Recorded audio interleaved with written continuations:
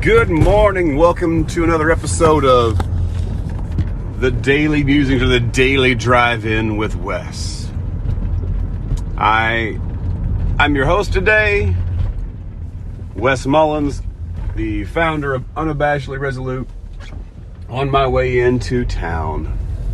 Driving from the wonderful Nicholasville, actually Jessamine County, on my farm to the big but quaint little city of Lexington, Kentucky. So this morning, as the kids and I were doing our morning ritual, and there's nothing wrong with doing rituals, by the way. Rituals help us to aim. They ground us and give us a center point.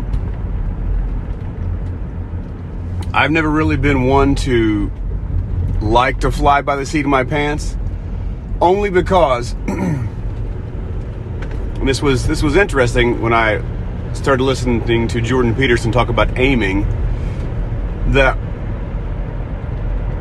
if I have a ritual,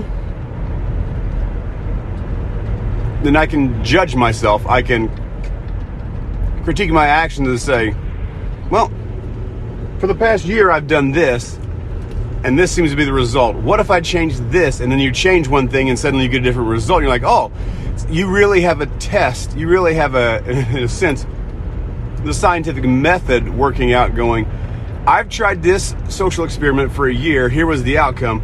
If I tweak this thing and try it for a year, and then I get a different outcome. Now, you may say that's a long time. But listen, 1 degree off at the base, at the fulcrum of the angle, at the end point of the angle.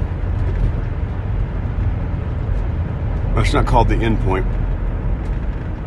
Anyway, the very beginning of the angle, if you're off, you're a degree off, when you get to the outside, you're going to be, depending on how far you go, you're going to be miles away. And then there's and that's where we have this disconnect. That's where we really have this disconnect, where we have this idea of who we're supposed to be. And then we find out that we're not it.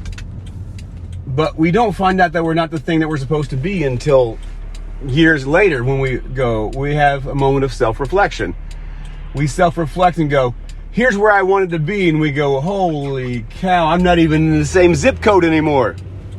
What's going on? But if we can run diagnostics every 6 months and go, here's where I'm aiming, I'm not there. Okay, what do I need to change in my daily routine to get me to that point? You see, in my process of rethinking thinking, a lot of times what happens in philosophy, or what happens in apologetics, or what happens in a lot of these courses,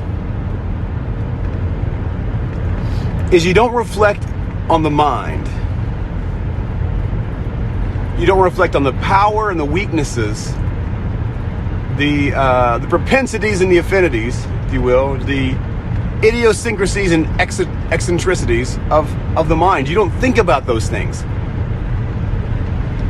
And you try to learn arguments to win. Now, why do we want to win? I know everybody's upset. Well, you're just trying to win an argument. You're just trying to win an argument. Yes. But why? Why are we trying to win the arguments? We're trying to win the argument because if I can prove through reason that what I've already been thinking is true, then that sets me up to know that my thinking might be correct, that I might be aimed in the right direction. And that's exciting. If I can take your argument, trump it with my argument, then that means that my process of arguing, my process of coming to conclusions is greater than yours, which means that I must be closer to truth. And that's why we argue. We argue because we disagree. And we disagree because we don't know. And we don't know because there is an amount of information out there that's unknown. We know what we can know, and then we dive into the unknown to see if our known is the craft, is the vessel that will carry us across the unknown waters as we gain new experiences. And if our known can help us through these waters, who knows? It might help us in the next storm. It might help us in the next storm. And that gives us confidence. That gives us confidence in who we are and who we're becoming, and gives us confidence in our foundations. Worked myself up there. Drinking one of my own concoctions here. It is hot water. Sounds great. Young Living essential oils, lemon, thieves, peppermint, and a little apple cider vinegar. Put some sea salt. And that is one heck of a drink. I know some people are grossed out right now, but if you drink that, good things will happen to your digestive system. Good things will happen to your immune system. All the way around. I have chronic sinus infections, and so this drink helps keep these sinus infections away. And how do I know? Because for the last 5 years I've been drinking these, and in the last 15 years before that, my sinus infections were really, really bad. I started drinking this. Every now and then I stop drinking the drink, stop taking the vitamin C, stop taking all the supplements, and within a couple of weeks, the sinus infections and upper respiratory infections come back with a vengeance. I drink this, I stay healthy. So I choose to stay healthy. Now, that's why it is so important at Unabashedly Resolute Institute that we are not equipping you for that mic drop moment. We're not equipping you to go out there, jump on YouTube, and have this devastating line that just obliterates your opponent.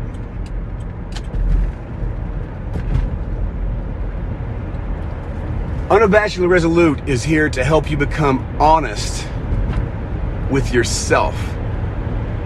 It's so that you don't take action in being complicit with lying to yourself just because you want your beliefs to be true. It's for you to wrestle things out and you to understand, how do I think? Is there a better way to think? How do I change the way I think?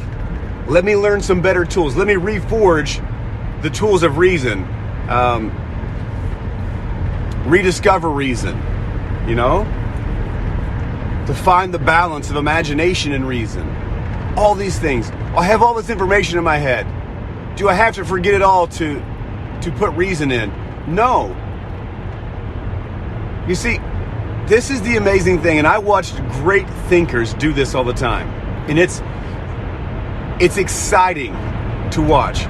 You have a great thinker, a William Lane Craig, or a C.S. Lewis, or even a Jordan-Peterson, or a Thomas Sowell, or there's just a plethora of thinkers who could go on and on.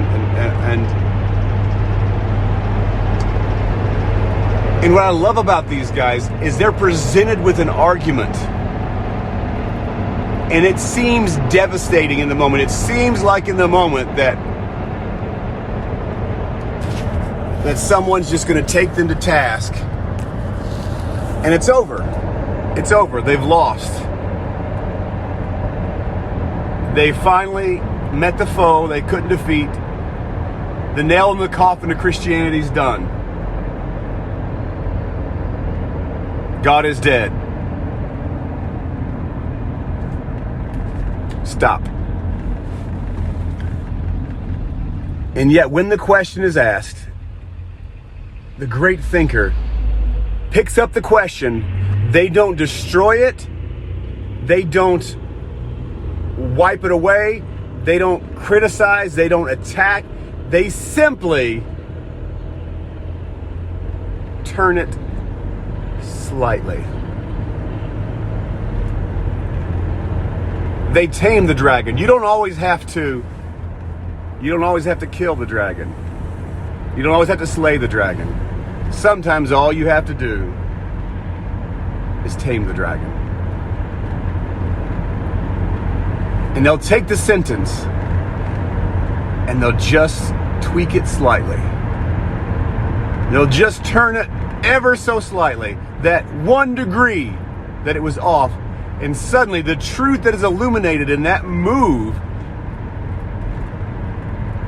the brilliance of that is deafening.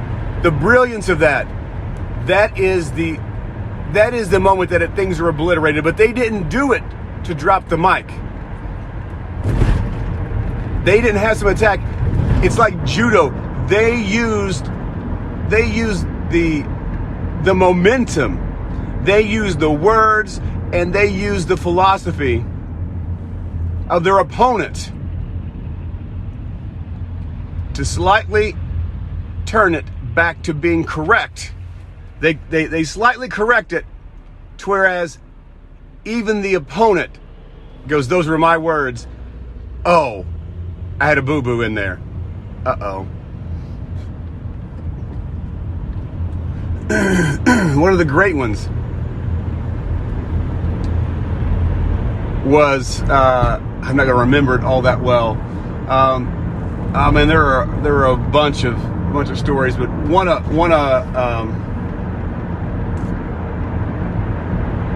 one guy was talking to a lady about. Now, this wasn't an opponent. This was somebody who had a differing idea, and she was talking about abortion. And she said to the man, who was a bioethics professor, she said, "I think it's wrong, speaking of abortion, but it's not my right to tell other people what to do with their lives." This professor stopped and looked at her and said, "Miss, can I tell you what you just told me?" She goes, "Yeah. Let me see if I've got this right. Let me give it back to you." This is a great example to do in conversation, is to re-articulate what the person is telling you so that you know that your filter is picking up the same thing they're putting down.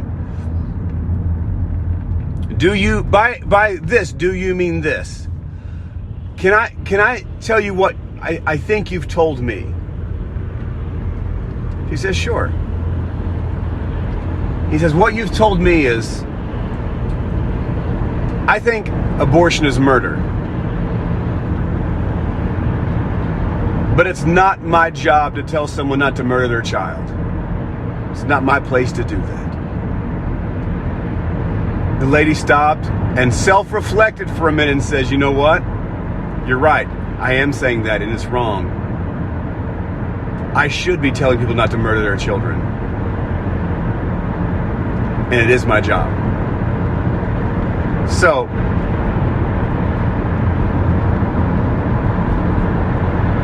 that's an example of twisting it slightly. I would say not twisting it. The reason why I'm using that verbiage is I'm thinking of a diamond. To release the brilliance of the diamond, sometimes you have to turn it just ever so slightly to release the full brilliance so the light hits it perfectly. And that's what I'm saying. I would say that you realign the objective understandings in something, and you don't let people get away with linguistic relativism.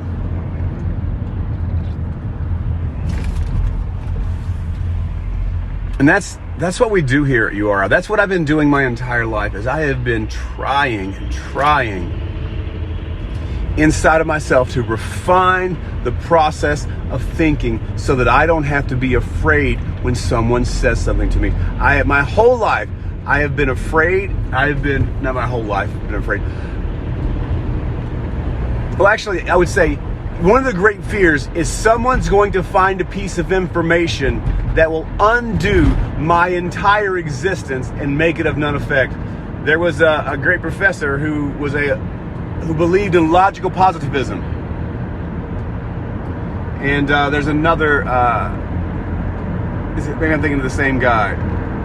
Cannot think of his name in this moment. It'll come to me. But he was one of the great atheist thinkers of the day. I mean, he was the stalwart, the juggernaut of atheism. The kind that a lot of Christians were afraid of. Later in life, he became a Christian. And all of his many, many volumes of logical positivism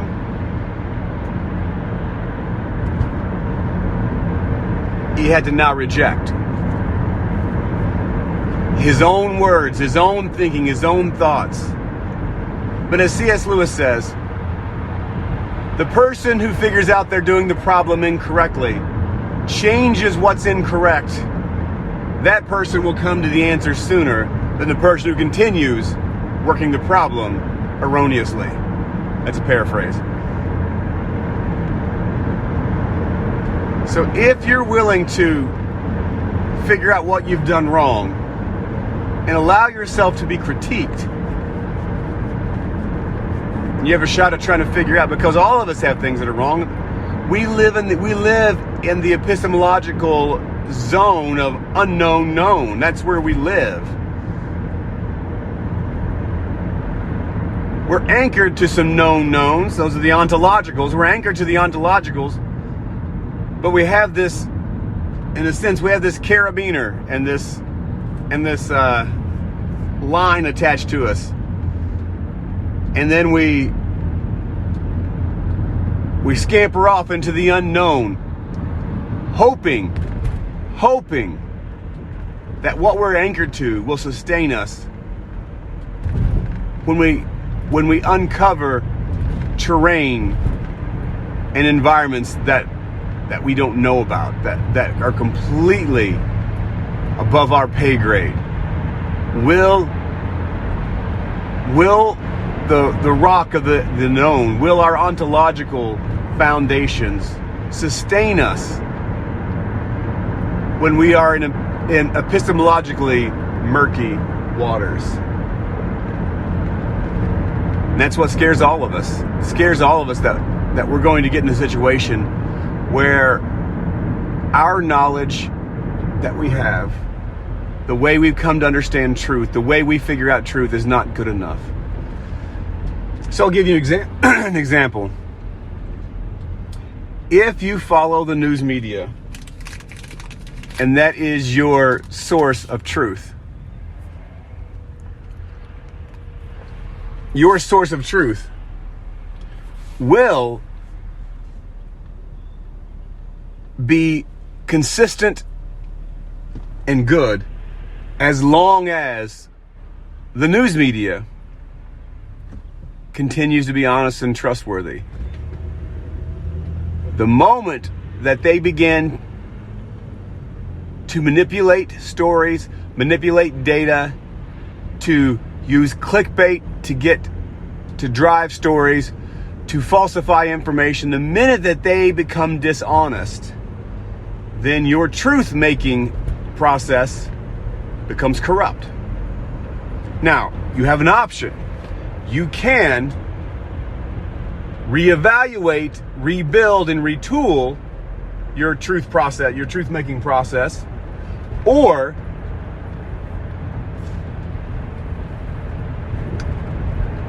you can intellectually become a gymnast and find a reason for why every dishonest thing they're doing is actually the truth. And then you can get behind them and you can push their story and you can say, no, well, CNN says this, this, and this, but they also said this, and yeah, but CNN's they're the truth. Says who? Well, CNN says that they're the truth. How do you know that story's true? So it becomes circular reasoning. It becomes CNN is the most honest name in news. Says who? Well, CNN. Wait, what? CNN is the most honest name in the news. Well, who says that? CNN. Now, here's the thing. You wouldn't accept that from another person. You wouldn't accept someone saying, hey, Donald Trump is the most honest person in the world. Well, who said that? Donald Trump. Well, you'd be like, well, that's right. Why? Because for a lot of people, Donald Trump has proven to be bloviator, an exaggerator, dishonest. Okay, so he doesn't have the record of truth to build upon. The only way you could allow CNN to be the arbiter of truth is they would have to be impeccable. Or they would have to have journalistic integrity that when they get something wrong, that they come back and they say, I got this wrong. They would have to apply the same criteria to each and every story that they cover, regardless of the outcome, regardless of what it does in society. They would have to present the story and let the public decide the outcome. They would not be driving a narrative, they would be relaying facts. Now, if CNN drives a story or drives a narrative, then they don't have the moral authority anymore to say they're the most trusted name in news. And so if my truth-making process is to trust that they're the most trusted name in news, and they're not, then I have to make allowances, and I have to curtail and manipulate my own conscience, I have to violate my own conscience to continue to perpetrate and perpetuate their news cycles. Well, Wes, what do you mean? So let's get philosophical here for a moment when it comes to news, and let's not get political. Let's get philosophical. A couple things.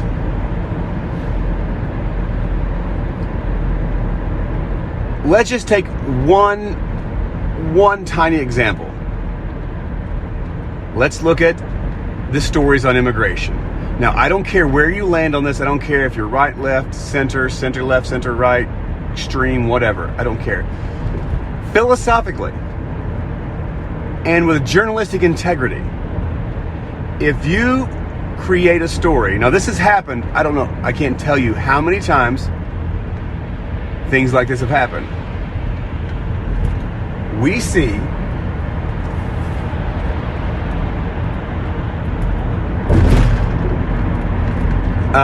immigration. We see children being separated from their families at the border. Now, CNN ran stories about this and how it made Donald Trump look like a monster. And they had stories, Donald Trump is ripping children away from their families. And they painted this narrative that it was the most immoral thing to do, to separate children from their families.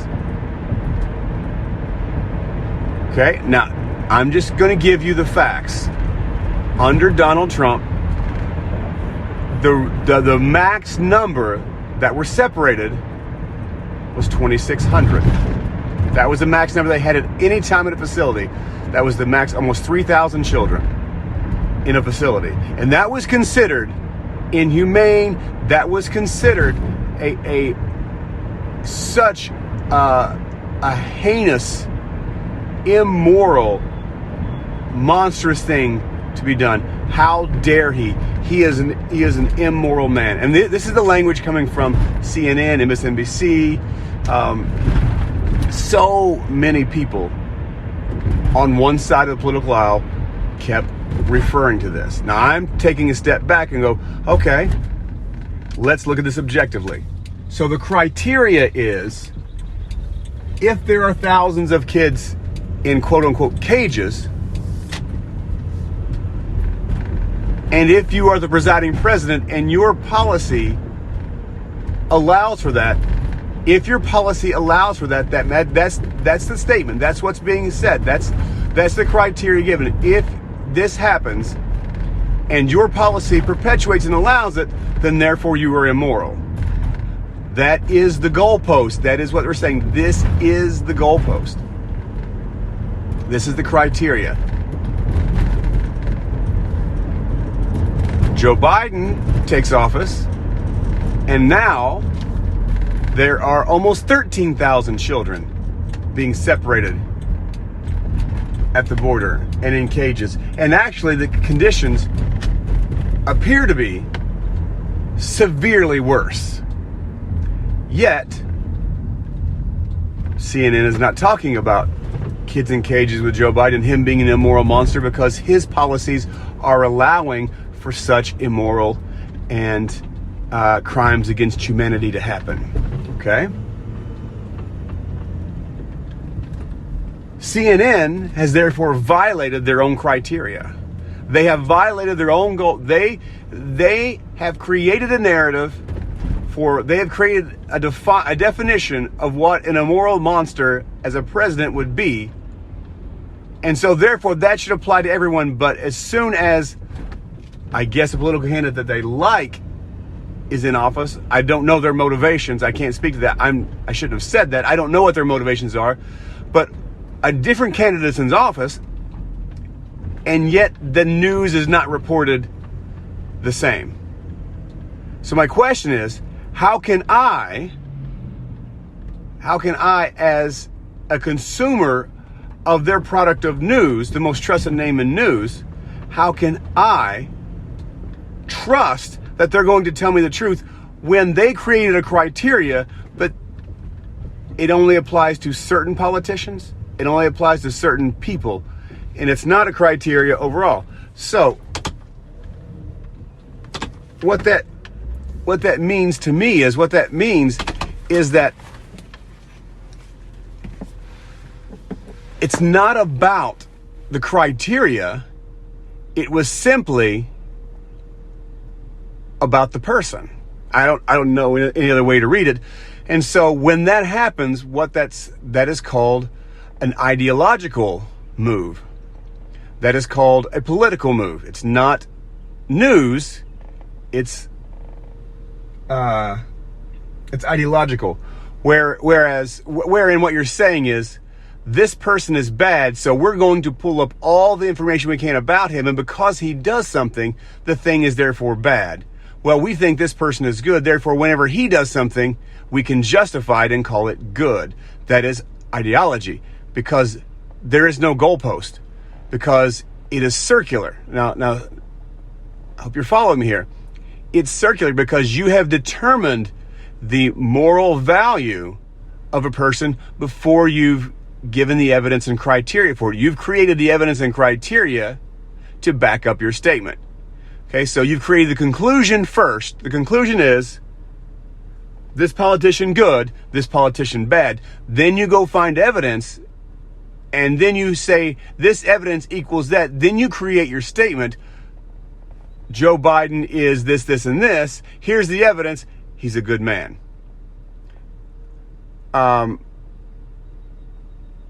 Donald Trump is this, this, and this. Here's the evidence. He's a bad man.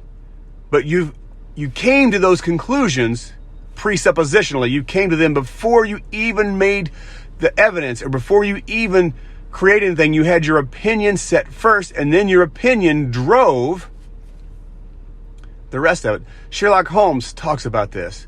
He says you never create theories first, because then you never create your theory first, because then you will find data support your theories.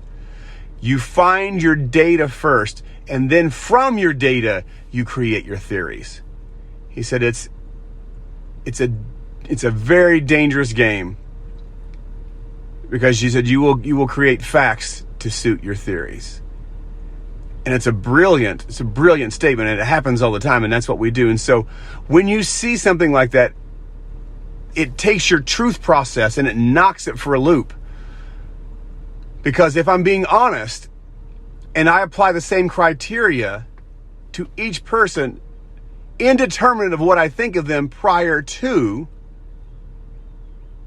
So if I see a person and say, how do I know if he's good or bad? You know a person's good or bad based on their behavior, based on what they do when people aren't watching, what people are watching. You base it upon the outcome of their actions. However, in the 21st century, we judge everyone based on the cover of the book. You are good if you say this thing. You are bad if you say this thing. If you look a certain way, you are good. If you look in a different way, you are bad. And then we will create evidence to prove that you're bad, even though the person we say is good has the exact same evidence. We will turn that evidence and say, well, that evidence is good for them. Why? Because they're good. It's circular. Why is this such a big deal, Wes? Why are you doing this? Because how you ground your truth-making process will determine whether you are allowing yourself to see reality as it is, or if you're creating a reality. And if you're creating a reality that is not, then you're aiming incorrectly. If you aim incorrectly, you will miss the target for flourishing. You will miss the target for having any kind of life worth living. In the moment, you may get the thing you want, but as far as in a lifetime, you will have destroyed the foundation upon which you stand. And it's very detrimental. It's very, very dangerous for you to allow certain people to be considered good and certain people bad based on your opinion of them and not the facts of what they do and what they have done. It's very important to do that. And what we do at Unabashedly Resolute is we help you with your internal processing. I don't care if you drop truth bombs on people. I don't care if you go destroy people and mic drop it. I don't care. Do you know how to discern truth for yourself with your own thinking? And that's what we're about here. How do you know what you know is true? How do you know it? Well, I know this. How do you know it? And how do you know it's true? What thing do you have in your life that you build upon? What are you anchored to that allows you to be so confident? And what happens if that begins to get holes punched in it? What would happen to you if your truth-making process was found out to be corrupt? And we help you work through that process here. So I hope what I said today helped, and it was engaging and enthralling, and you just can't get enough of it. Anyway, this has been Wes Mullins with Unabashedly Resolute, and we're saying I hope you have a happy Friday.